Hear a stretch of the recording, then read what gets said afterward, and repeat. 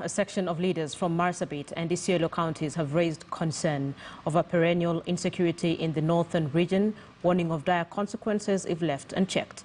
The leaders, drawn from the Borana and Burji Council of Elders as well as professionals, alluded to politicians fanning the skirmishes in the region, asking the government to rein in on them. This as an MCA was arrested over the violence in Kapedo.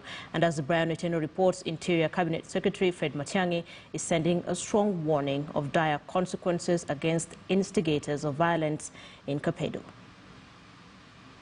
A troubled north with worsening insecurity. For decades, reports of skirmishes over boundary disputes and a fight for meager resources have dominated the news. Water and pasture for livestock of the pastoralist communities living within the northern region blamed for the perennial unrest. Interior Cabinet Secretary Fred Matiangi had this to say about the squabbles in the north that have claimed many lives. It's the nature of our country. When we are moving towards an electoral cycle, you see an escalation of intercommunal tensions, some of them, relating to pasture, but some of them also, we have to be very sincere, have a relationship to a political activity or political intentions or political expressions. The Interior CS's assertion, echoed by professionals from Marsabit and Isiolo counties, who blame political forces for the protracted conflict in the region. A recent incident in which alleged militiamen are reported to have stolen livestock in Marsabit, raising questions. How can a militia, 200 militia, come to a Marsabit headquarters, drive away 500 animals,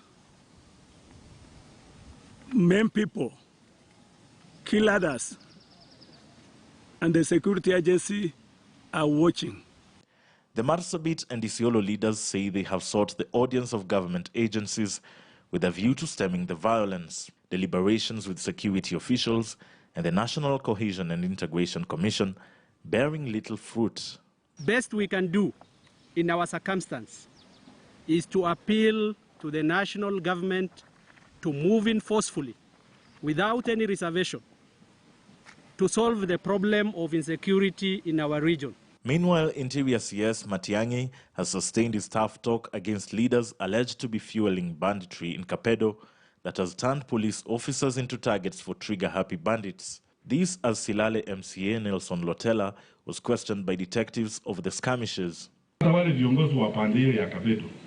Surely, are you happy when your people live that way? Because ni kujukua bunduki, kuiba ng'ombe kila wakati. Everywhere else in the country, people stopped doing such things 60 years ago. Tension remains high in Kapedo over the violence that hasn't spared schools, leading to the closure of 5. Brian Otieno, KTN News. A somber mood engulfed the burial ceremony of Braden Mutwiri, a